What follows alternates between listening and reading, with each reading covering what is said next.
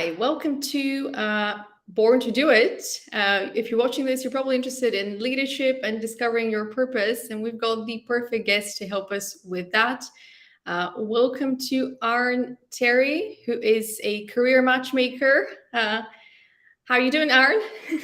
Good, I am great, and it is a pleasure to be invited onto this conversation. So I will do my best, and I'm here to help and talk and give and add value the best way I can. All right, well, let's dive into it. Born to Do It, career matchmaker. How did you end up with that title? Career matchmaker. Well, I guess I get given a few different titles: matchmaker, agony uncle, headhunter.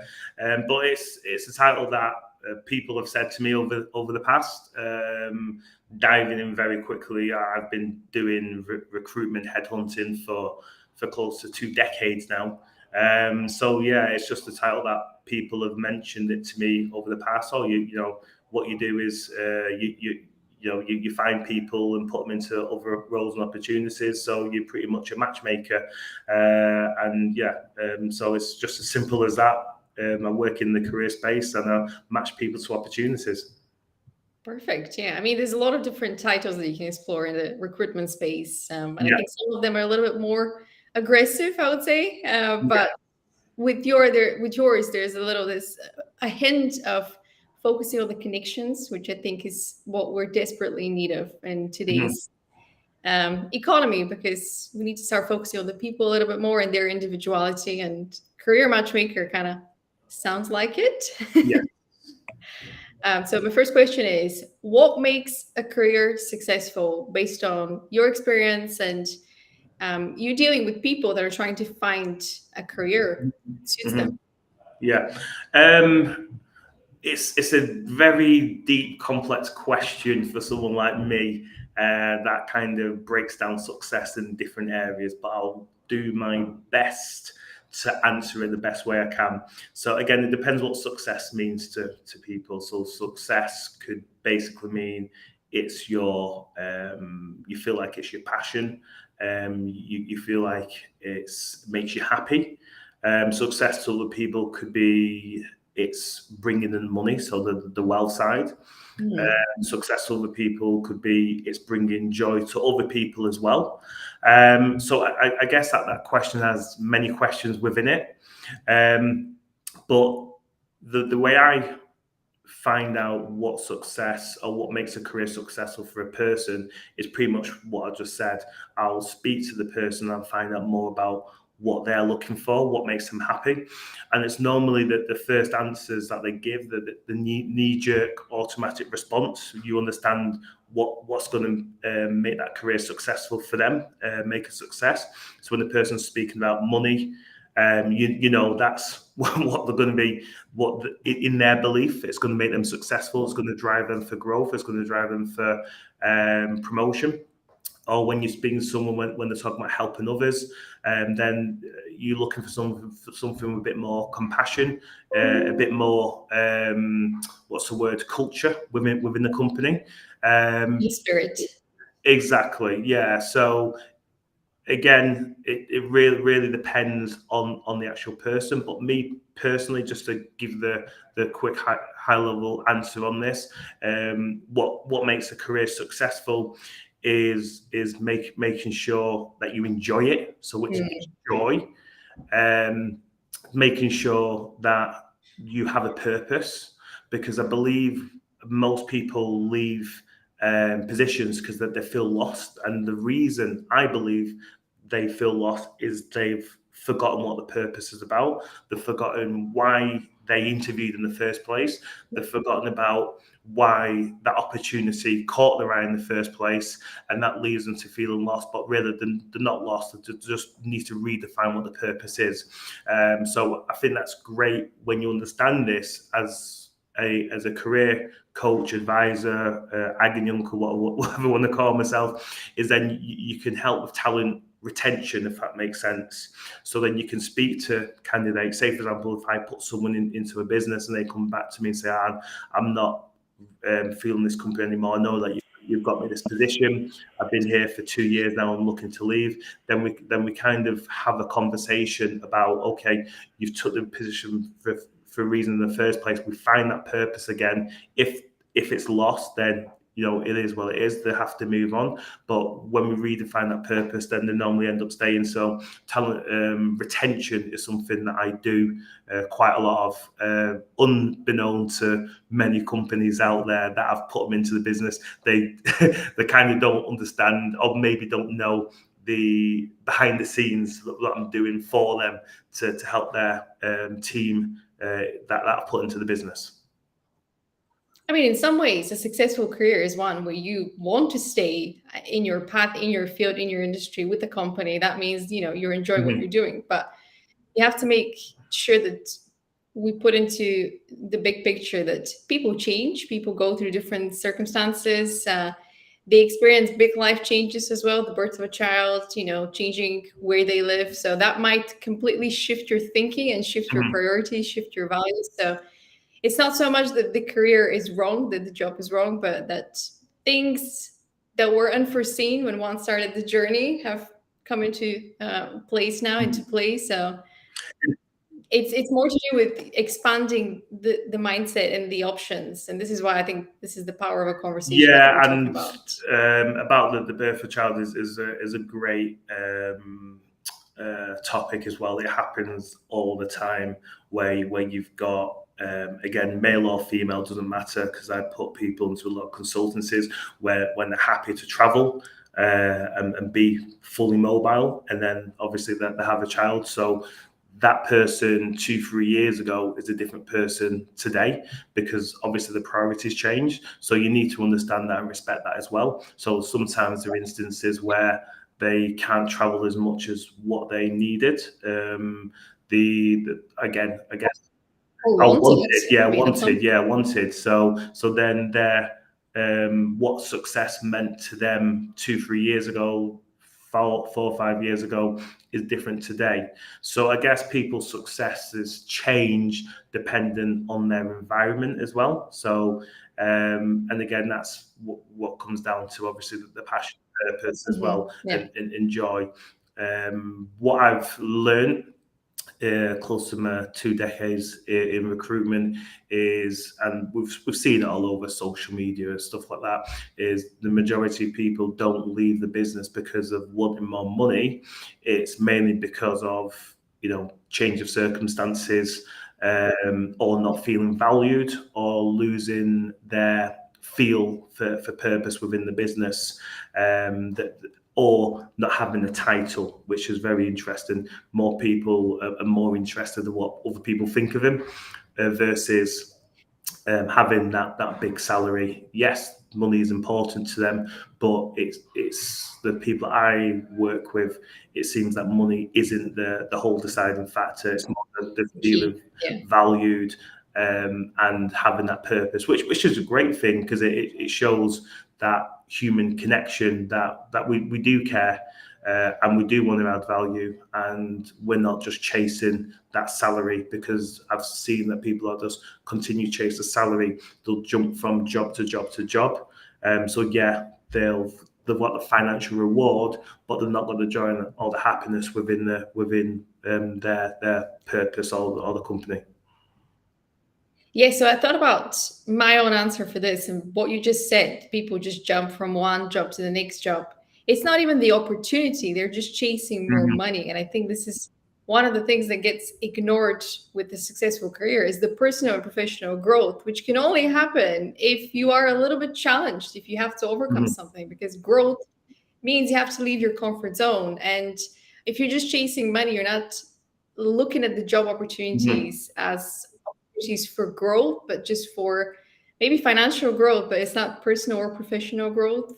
And then the second factor that fuels people's purpose or gets them aligned with businesses, I think, is contributing to positive change. When people believe in the work that they're doing, whether that's in the healthcare industry, whether that's in finances, it doesn't matter. You can always make positive change. And there's so many brands out there that are committed to making the world a better place, a healthier place, one aspect at a time.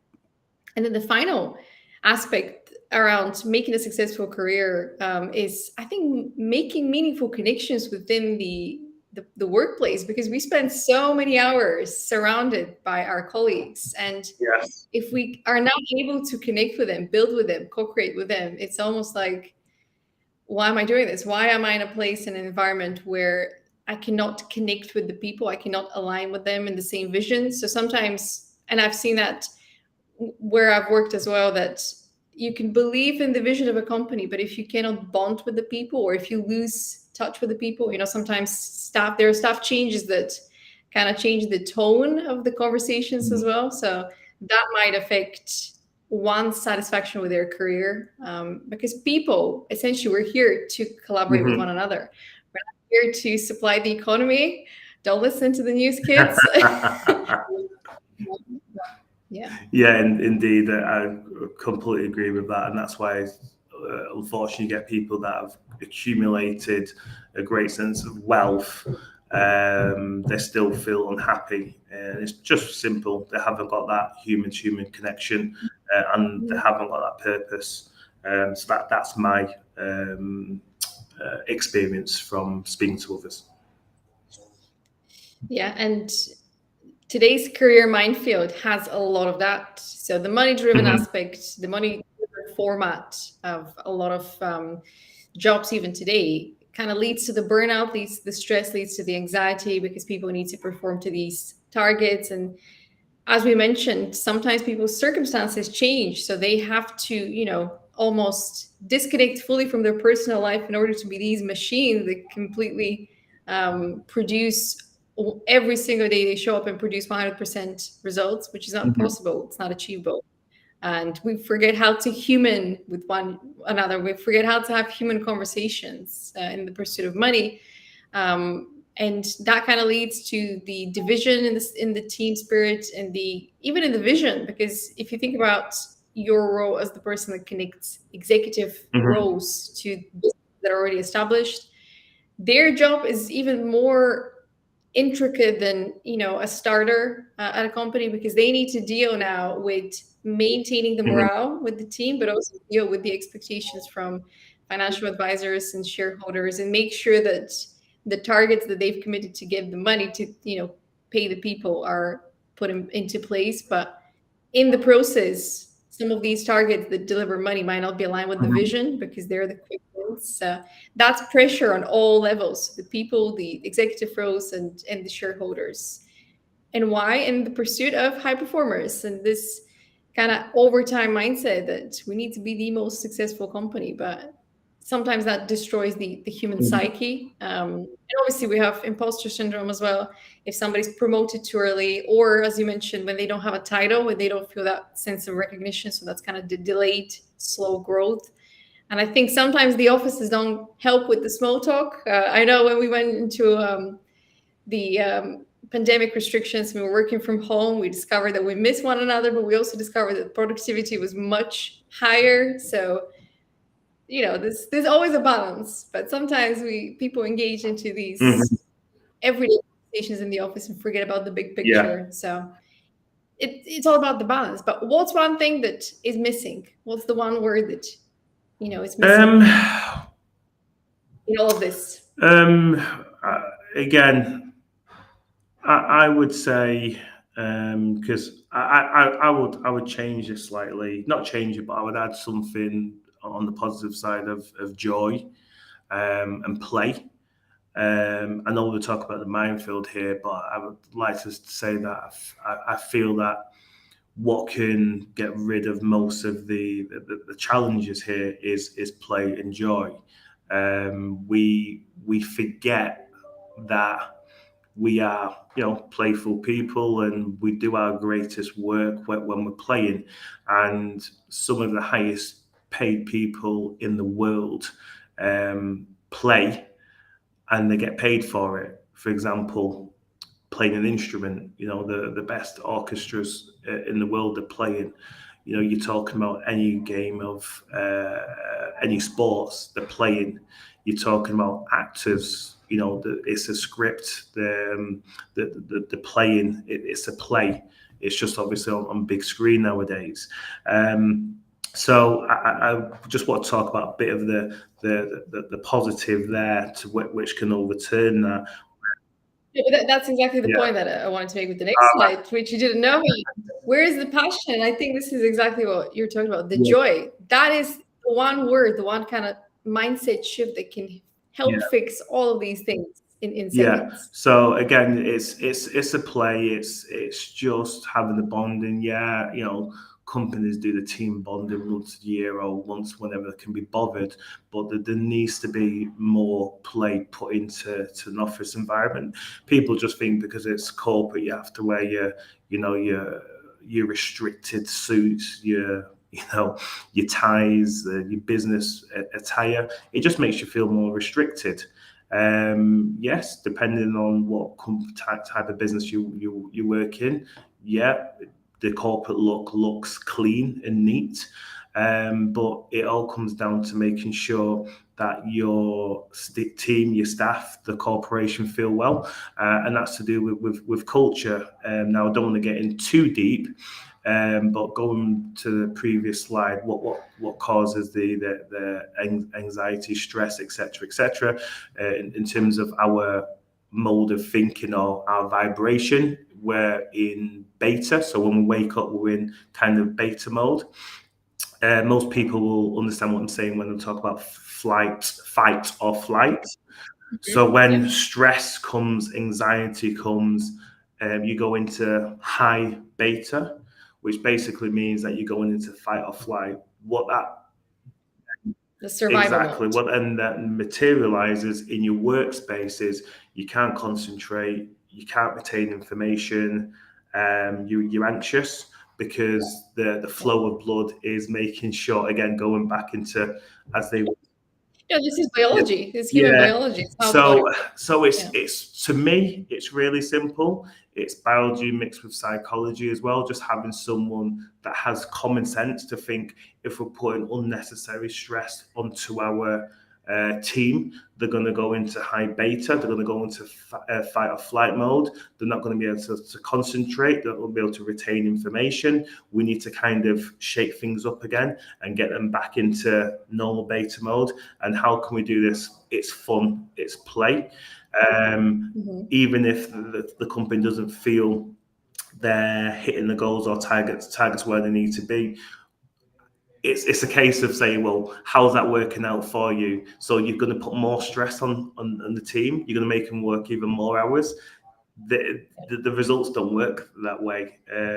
You have to have that human connection with the team and incorporate fun, however you do, into the organization to get people feeling relaxed and refreshed again, rather than anxious to go into work, because that's all you're going to get, anxiety going through the day. And then people then start lying to themselves and lying to others about how they feel. And then that creates a toxic environment, and your results will obviously be a lot impacted. That's my thoughts on that. It's easily rectified, but most companies don't want to think about playing and having fun, enjoying the workplace, because it's like, oh no, we're a corporate business, we should all be working. Yeah, you work, but it's, for example, again, bringing it to the sports analogy, football players, they go to work. That when they're playing the game, they're working, but they're playing the game. So you need to think about, and hopefully some people will understand what I'm saying. You have to think about it in that manner. You can be highly productive, but playing at the same time, making fun of what you're doing at the same time.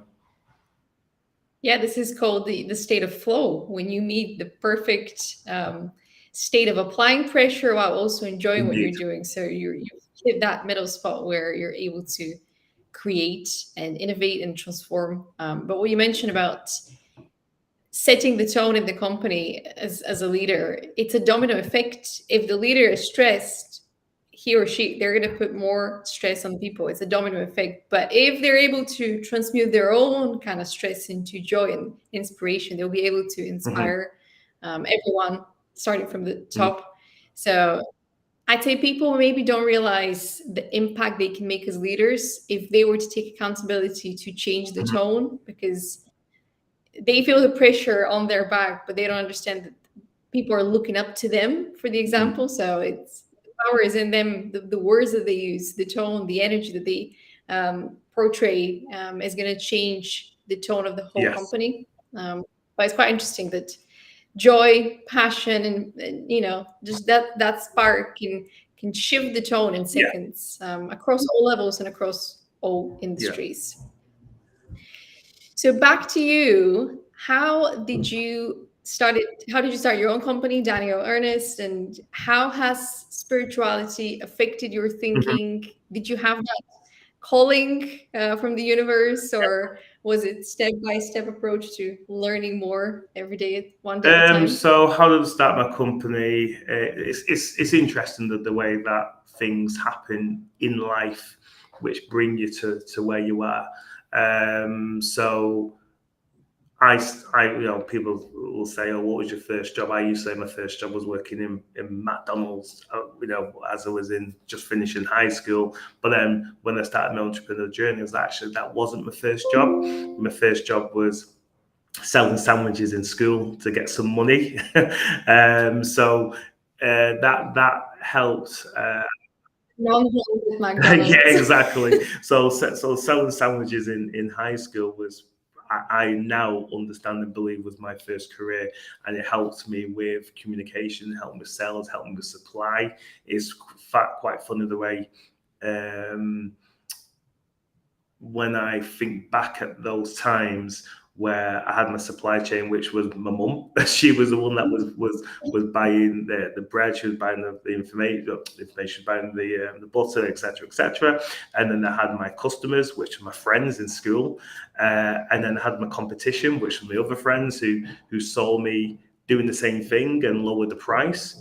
And then I lost my customers, but I made sure I kept my price the same. And the reason why I kept my price the same is I knew my product was better because I shopped at a decent supermarket versus they were shopping at a very low budget supermarket. When they started trying this other person's sandwiches, there was like, oh my gosh, these sandwiches are terrible. Gonna go back to Arn. And then they appreciated me more because of what I did, and they got more customers, and they put my prices up as well.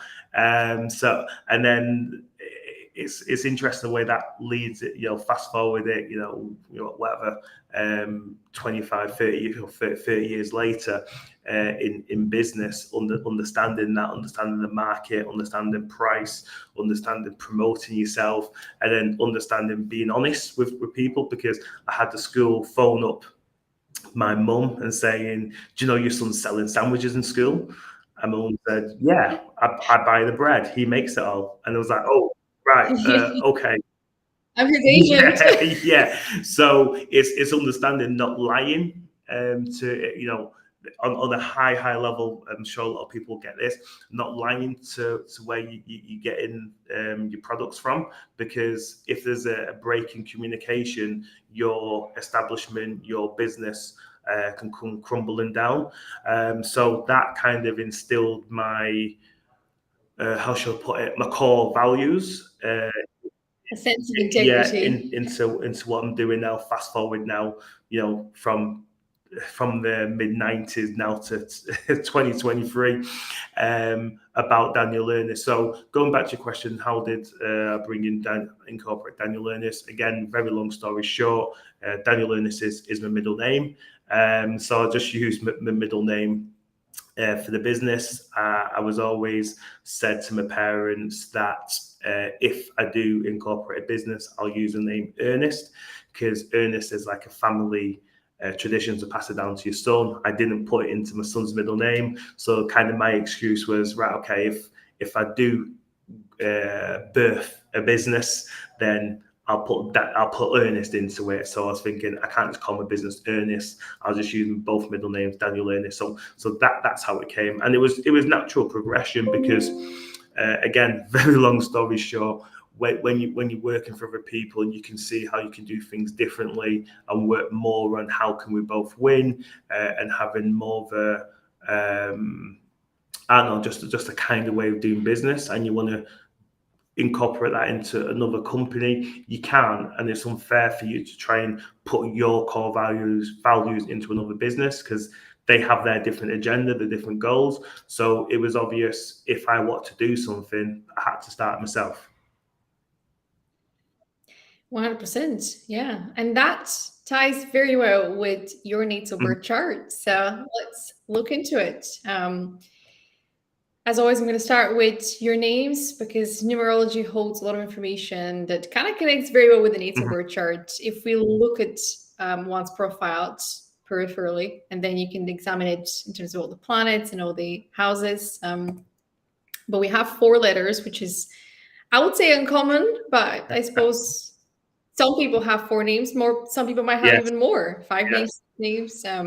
But that just means that your existing identity holds a bit of a duality. So you have hidden talents, hidden skills. But the first letter signifies, is a marker for leadership. So pave the way by, creating your own business, creating your own structure, lead the way by doing it your way, infusing it with your own kind of authenticity, which fits perfectly what you just said, that if you wanted to showcase your individuality, you had to do it your way. You had to start your own company. And then that is kind of the sole purpose. That is you aligning with who you're meant to embody. So you're already in alignment with that. So the middle names, they signify what your existing identity is, meaning what your consciousness has already unlocked. If you think about the consciousness as a database of information, and your sole purpose, so the first name is what you're here to kind of examine, research, so that you can add it to your consciousness.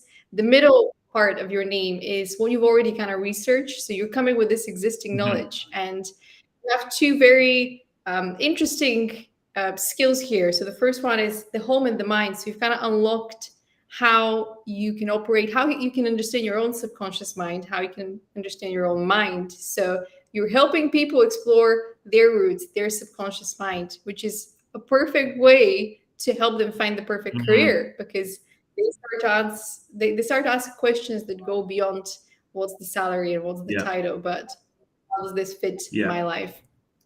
And then the second aspect of your existing identity is creativity. So you're inviting others to use their right brain to follow the passion. So if you think about the brain with the left and right, left is the very logical, it's the very practical. The right side is the one that wants to be a little bit more spontaneous, wants to add a little bit more joy and play into the everyday. So the way that you approaching other people is through guiding them gently to the subconscious mind, and to also discover what makes them excited about life, discover their passion.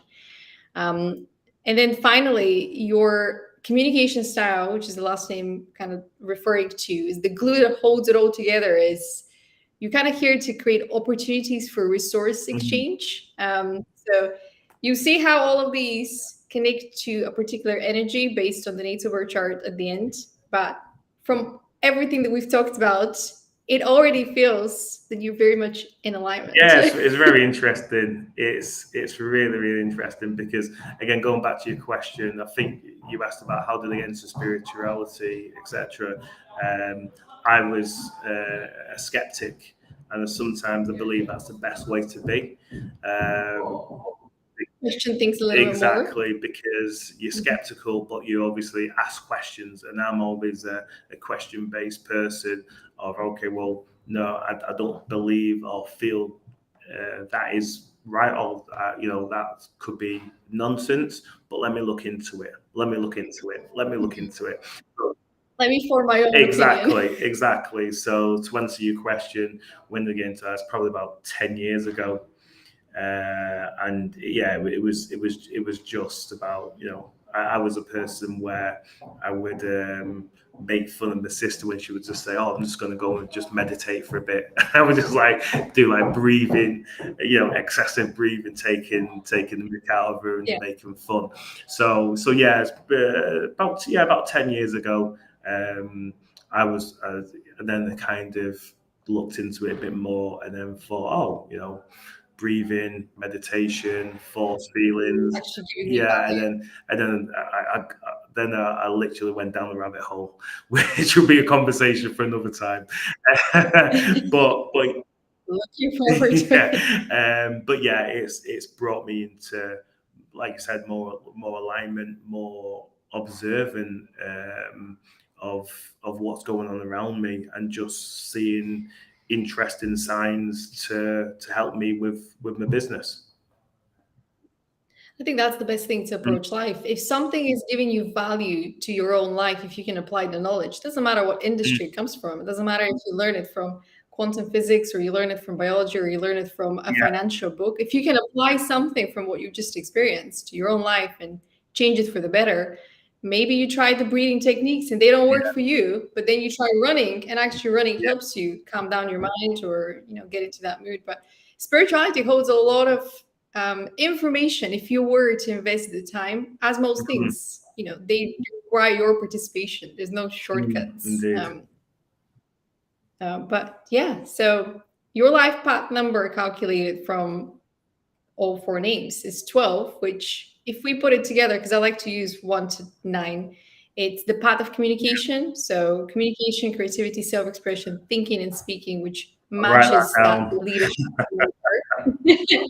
which matches that leadership marker of you leading forward and not just paving the way with structures, but also kind of expressing these ideas maybe and guiding people to where they need Yeah. to go. But if you were to take 12, just for argument's sake, 12 is the path of, actually change this. 12 is the kind of the unacknowledged repressed parts of oneself. So if you were to continue digging into the spirituality rabbit hole, as you mentioned, that might be something that you have access to that you can help other Mhm. people do. But once again, it's the more undeveloped part of most humans anyway. So it's not something that is quite common. But either way, it links you to service to humanity and self-transcendence. So thinking about the community. So bringing your leadership as leading with the self while you add something to advance Yeah. humanity. And so let's dive into the natal birth chart. We have 4 elements which every sign belongs to: air, earth, fire, and water. And they all have something specific about them in terms of energy. So the air signs, they're all about communication. They're all about knowledge and intelligence, the logical Mhm. mind. The earth signs are very grounded. So they give you the sense of integrity and safety, but they are also able to ground these big ideas that the air signs talk about and put them into businesses, into actual things that you can engage with, purchase, get them into your living room. Then the fire signs are all about passion, purpose, and communicating, perhaps a level deeper than most people can, because they understand what drives us as human beings. They can reach to the level of the Mhm. soul. And then finally, the water signs are the most fluid ones, but they're the leaders that lead with empathy because they're very connected with their emotions and they're able to kind of unblock other people's blockages when it comes to our emotions, because emotions are tricky. I mean, the domain of the mind is complex, but emotions get even trickier because we tend to overthink them. We don't allow ourselves to feel them, which is what creates the blockages. So starting with your soul purpose and who you need to become in order to accomplish your soul purpose. So your sun sign is a Capricorn.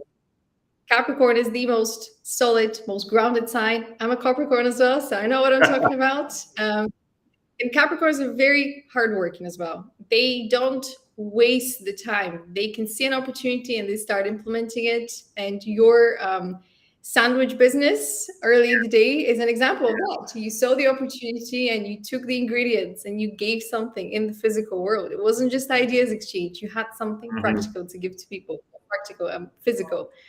And so this being in the first house, this is double confirmation that your path is that of a leadership and leading with yourself and leading with your expertise.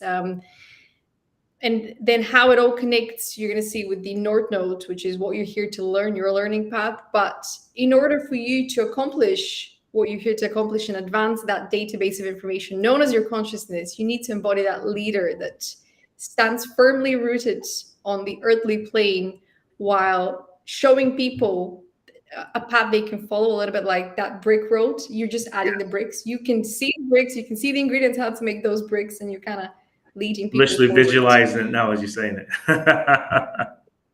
Yeah, pretty much. But that's, you know, if I had to use something from the earthly plane to describe a Capricorn, it would be a stone, because they're just such solid people. They're unmovable when they know who they are, when they know what they're here to do, and they have their visions. You cannot move them, you cannot shake them. They know who Dublin they as are. well. That's just, yeah, that's the marker of a Yeah, Capricorn. exactly. But so your moon sign, your existing identity, what's already in your consciousness, and who you will kind of retreat to if you cannot be the Capricorn, is Gemini. So somebody who leads with information, with a knowledge exchange, and maybe somebody who spends a little bit more time researching and diving into exploring different ideas, because this is in the 4th house. This is the house of the subconscious mind, so psychology. So you might be found expanding on your own knowledge as to how to human better. But in order for you to accomplish that soul purpose that you're here to do, you need to lead forward, and show people the way. Just, you already know the information, show them the way. Give them the sandwich. They don't know what they want. Indeed, love it. And so your communication style and love language are both Capricorn. And I thought this was very interesting, because you might think, oh, they're the same. You know, I'm the same person. No, these are two completely different things. Okay. Your communication style is how you're going to connect with the rest of the world. So again, this being a Capricorn, it's going to be very grounded. It's going to be very practical. It's going to be all about making sure that both parties win. So there's an exchange, but it's an equal exchange, as you mentioned, making sure that every conversation leads to something. That, you know, if we exchange something, let's make sure that we're both winning. Let's make sure that we're both advancing forward. But when it comes to your love language, which is how you're going to form bonds with friends, with family, with your inner circle, it's all about bonding around that 12th house that I talked about. Yes, it is practical. Yes, it is grounded, but at the same time, it's very uplifting, because you're exploring with the people that you can trust the most how you can bring value to the rest of the world, how you can be of service to humanity. So it's almost like when you're talking to the everyday person in your life, you're bringing them solutions because you can see those solutions for them. But when you're talking to your inner circle, you're thinking about these solutions a little bit more. You're thinking about, how can we create something together? How can we leave a mark together? So again, there's a lot of collaboration, but it's quite interesting that this is still a Capricorn, very earthly energy, very grounded energy, but it differs based on the house that it connects to. So this is how you're going to be able to trust the people the most. You know, kind of, I use that with the last talk that I had with Michelle. When you meet the people and you talk about ideas, it's going to be great. But when you're able to talk about these big ideas about humanity, you're going to be able to lock these connections, these relationships. And that's what's going to set apart the individuals in your life that you can form these more meaningful bonds with. And again, this is embedded in your consciousness. These are your earthly instructions. I'm just the observer talking about them. Love it. Thank you. And then we've got the South Node and the North Node, which are, again, South Node is very much like your moon sign. So this is your existing knowledge. This is something that it's already in there, but you need to work a little bit to unlock it. If your moon sign is the person that you're going to default to, if you are not able to kind of rise to the profile of a Capricorn in the first house, the South Node is something that's there in terms of knowledge, in terms of a library of information that is there. And because this is in the first house, your consciousness already knows how to lead. It's more to do with understanding how to unlock all of these pieces that, you know, and maybe that's through conversations, maybe that's through reading books, maybe that's through doing the meditation and doing the breathing, you know, different ways. We're being guided every single day with these opportunities that are outside of our control. We just need to trust, step forward and keep moving. But because this is Aquarius, this is linked to the energy of the air. So information, knowledge, intelligence, something that you've already unlocked, something that is very natural to you to be interested in. Mm-hmm. So what you're here to actually research now as your learning path, what you're here to learn and become in the process is that leader that leads with the passion. Leo is a fire sign. Leo is one of the most passionate signs of all the 12 signs. If Capricorn is the grounded one, Leo is the one that kind of there. If you think about the rock is very stable, but then the Leo is kind of like the leader that shares the energy forward, especially them being a fire sign, which is linked to the soul. And your Leo being in the seventh house, it's all to do with partnerships, one-to-one, and collaborations. So embodying the leader that leads with your ideas, with your vision, with the structures that you're creating, and guiding people to discover their own passions, perhaps, is the best way. So being that leader that leads with passion, that inspires that within others through partnerships, collaborations, which again kind of fits perfectly what you're doing at the moment, career matchmaking and getting people to think about what they're passionate about. Yes, indeed. And so this is where it gets a little bit more specific. So the first name is the marker of leadership, and you have two energies there, the earth and the fire. And the earth to me suggests you're not just here to talk about these ideas, but you're also here to create these structures, whether that's one business, whether that's multiple businesses, but you're also here to add things that people can purchase easily. So subscriptions, products, books, things that would help them connect. Very interesting. Okay. Yeah, but because that's something that comes to you natural, to ground these ideas, to ground them and create something in the physical world. And that's not something that is just this, it's just the strength that you have. And a person, a leader who has Capricorn in their sun sign is Jeff Bezos. And you can see with Amazon, this is a company that grounds these ideas and has created this structure that is very physical. And people can genuinely purchase in seconds and have whatever it is that they've created in their house. But because there's fire also in that sole purpose, the leadership connects to you leading with your passion, but also guiding people to discover their passion. So you can start to see how whatever structure it is that you focus on, resources, they would still need to be linked to the passion. Yeah.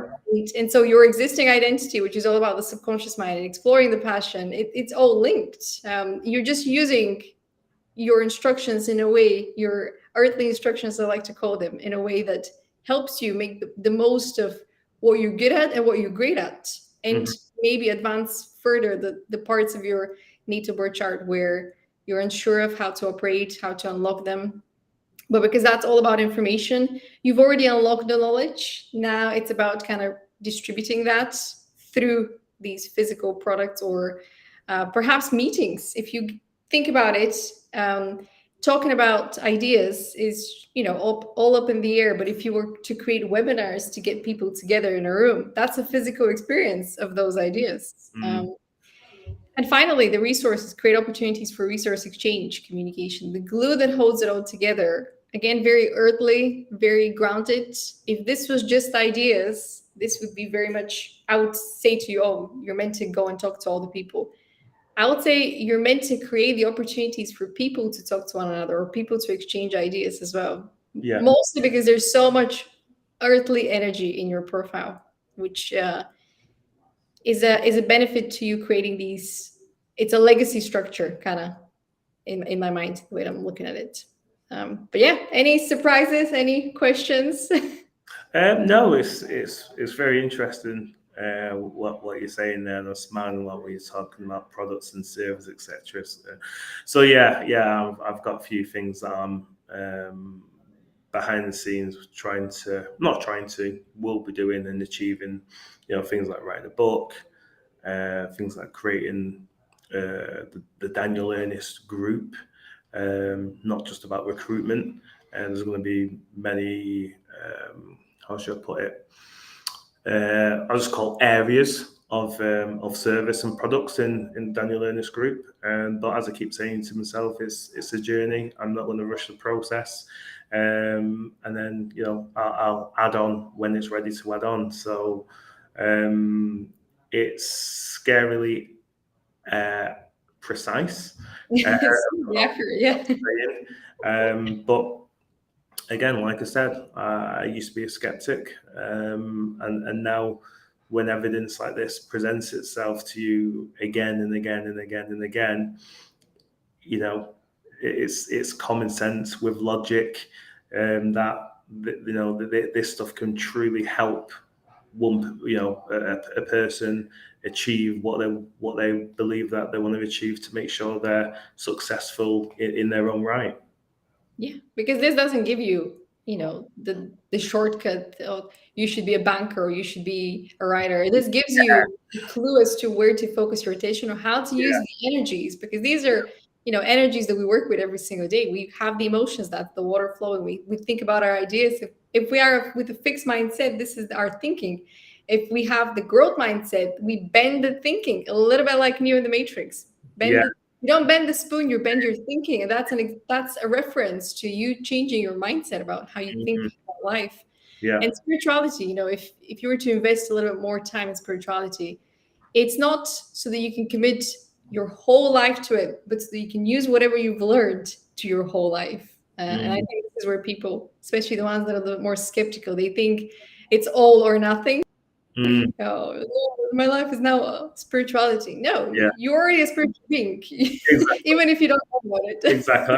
And what's really interesting as well, I think the path that a lot of people go down to when you look in spirituality, then you go down into quantum physics, quantum mechanics, quantum entanglement, and you kind of see that it's pretty much the same thing. So it's very interesting when you start to just not listen to anyone, do your research, get peer-reviewed information, and then just make your own conclusion around it and about it. And it's like, I always say to people, who like to be more negative, it's just like, okay, well, how's that working out for you? So just. But that's a lesson that they need to learn. Exactly. Everything is a lesson. I never ever say, oh, you should do this or you should do that.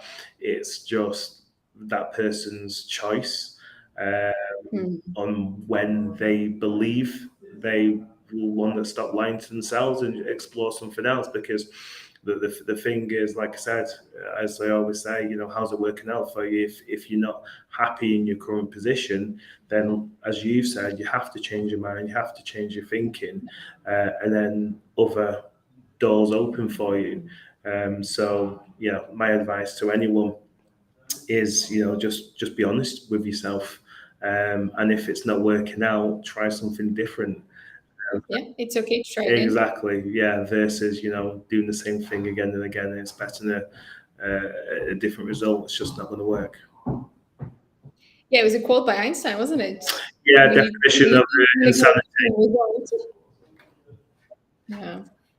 But one thing to mention here is that one is not born into their purpose, and I want to make that very clear. One steps into their purpose, and in order for you to step into your purpose, there are so many things that you need to do. But if you're a coach to be a leader, if you're a coach to serve, if you start receiving ideas, if you start thinking, I can change something, you probably can, but you still need to do the work. And there's so many things that leaders tend to forget about, especially when they get the title, when they get to the place of the role that they aspire to be, or if somebody gives them a leg up and they make it to the top. If the day you stop investing in yourself is the day you start running on the old program. You start thinking from an outdated mindset, and the point of it is to keep showing up with the daily habits, with the growth mindset every single day. The positive attitude, that's a big, massive reset button that we have for free in us. You just press positivity. I'm going to be happy. I'm going to choose to be grateful right now.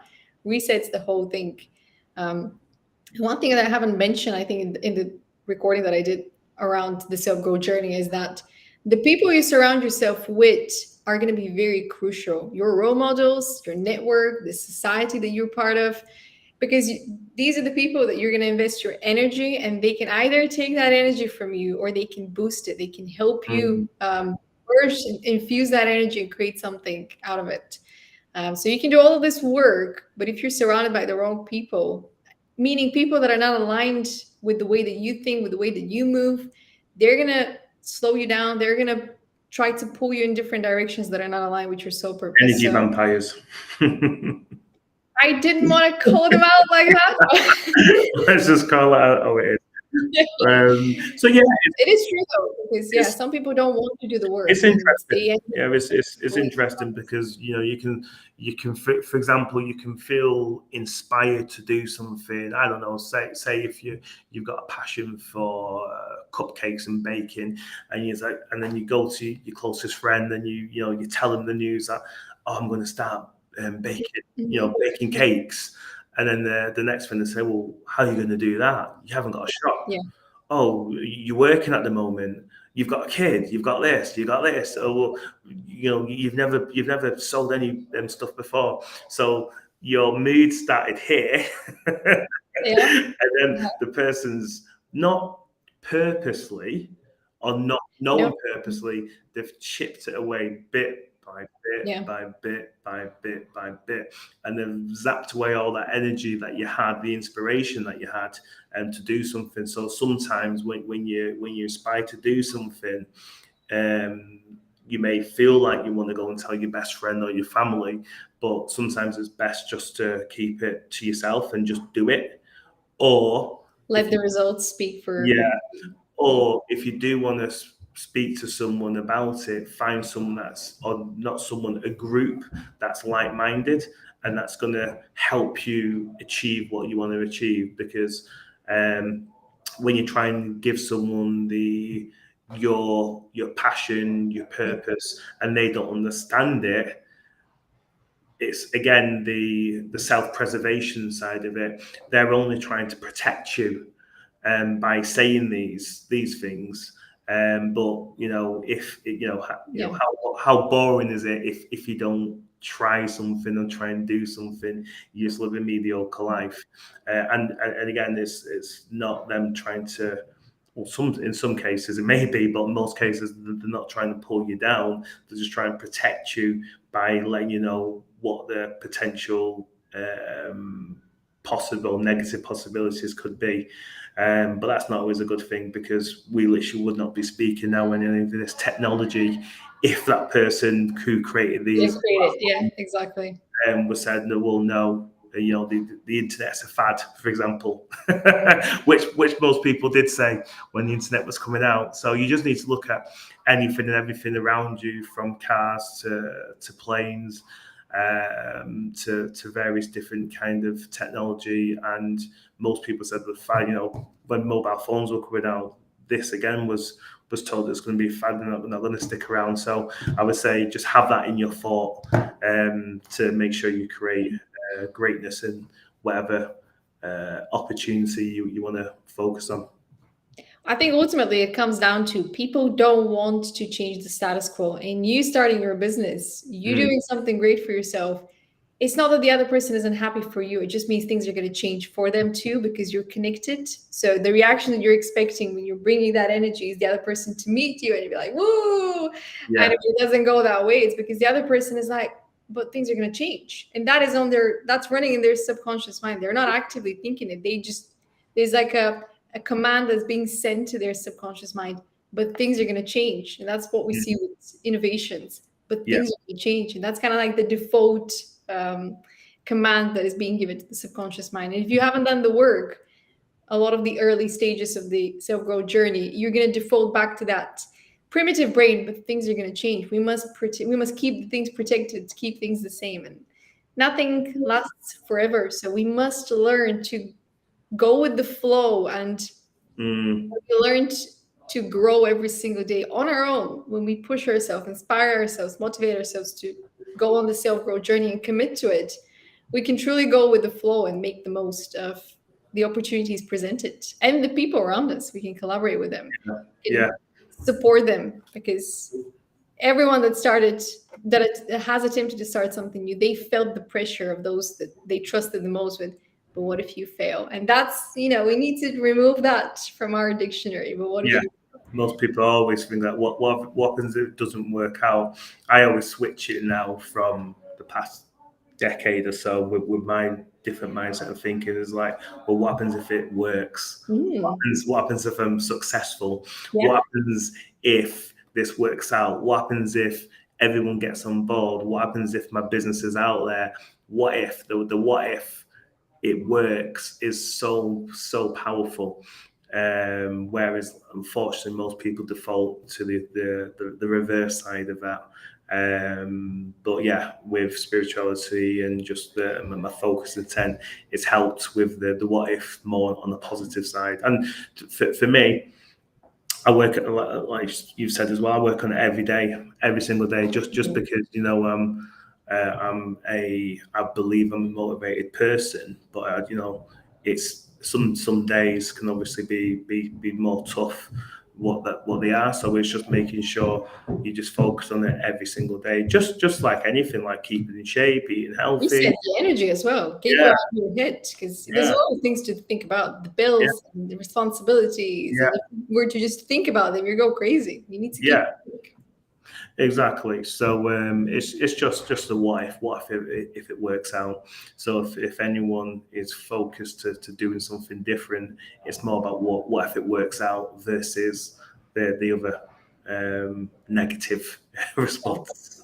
So, what would be one advice that you would give to aspiring career matchmakers or people going into the recruitment industry, or maybe even people just looking for a career change, but they're not quite sure where to Mhm. begin? What to prioritize? Well, first of all, I'll answer the recruitment bit because obviously that's what I've done most of my life. So, if anyone's looking to get into recruitment, I just say it's very simple. Is you have to be curious, and what I mean by curious is the who, what, where, why, when. So, if you're the kind of person who speaks to someone and you want to learn more, and they tell you about something, it's like, oh, how did you get into that? When did you get into that? Why did you get into that? Who else does this? And if you're that kind of curious person, you don't need, because people think sales, you have to have the gift of the gab, you have to be, sell, and aggressive or very loud. You don't have to be. That is not the art of selling. The art of selling is good communication. And being liked. So if someone is looking to get into a recruitment, it's really simple. Be curious, be inquisitive, asking the right questions, and looking for the right answers and looking for opportunities. So if you're someone that loves to look for opportunities and is curious, that is pretty much all you need. Sounds like journalism background. Yeah, it is. It is This because was my training as a journalist. Who, why, what, all the yeah, why. and people say that recruiters are some of the best investigators because what do we do every single day? We literally search. That's our job every single day. We're on anything from LinkedIn to Zing to different job boards, searching the who's, the where's, the what's, the when's, and we're looking for critique as well. We're looking to say, okay, have they actually worked at this company? Are they actually telling us the truth? Your CV says this, but your LinkedIn profile says this. Your dates don't match. So this is what I mean about the curious stuff. Yeah. And you're asking the person the question, okay, so you've said that you've worked here for this time, but your LinkedIn profile says this. This doesn't match. Now, the curiosity gets, and then you dive deeper with the questions, and then you start speaking to them about obviously just making sure we're honest and talking around that and letting them know the reason why there's no point lying on your CV because you're going to get found out in the end. So you just dive a bit deeper into speaking with people, and then it, especially obviously when you meet people face to face as well, it gives you a really good way to understand someone quicker than a normal, no, I won't say normal person, but anyway, just someone who's not done this. So that's what I'd say about recruitment. And sorry, I forgot your other question. Anyone that's kind of in between careers, what would be the one guiding principle? In between careers, as in can't find another job, open to work, or in between careers in terms of right, they don't know what they want to do. Maybe more so the second, people that are kind of missing a little bit on their spark, and they're looking to get a bit of guidance from somebody who connects people with the right opportunities. So if they don't know what they want to do, I always go with so I've just got my focus alarm going off on my phone there. Passion, what you're passionate about. So I would always start with that. What makes you feel happy? So it could be anything.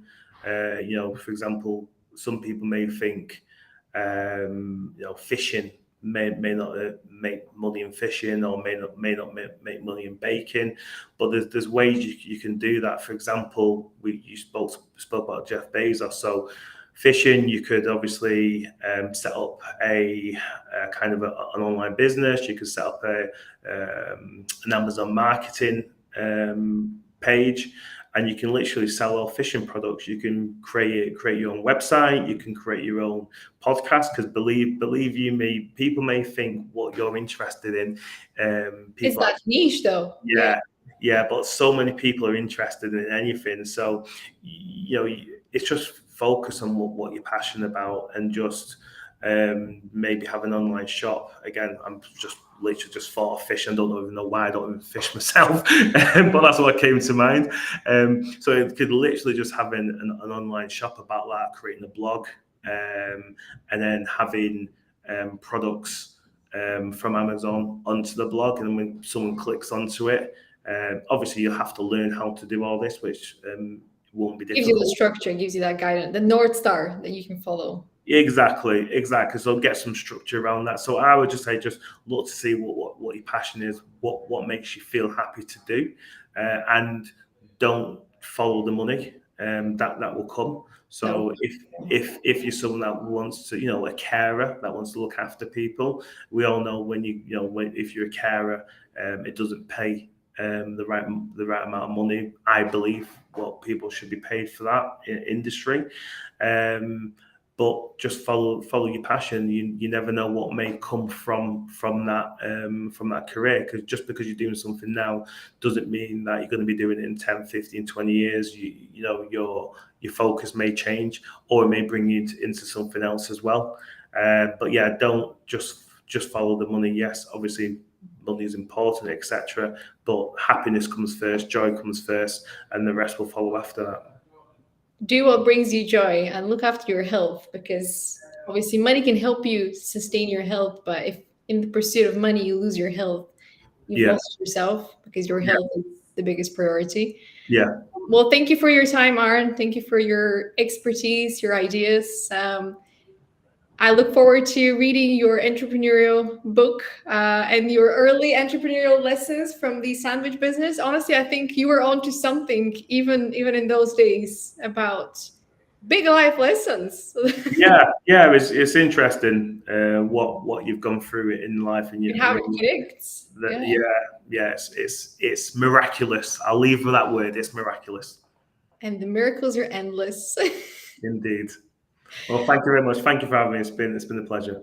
Lovely to talk to you, Arn. I'll leave a link in the description to your company. And if anyone has questions for Arn, just leave a comment and we'll redirect you to him. Thank you very much. Take care. Thank you.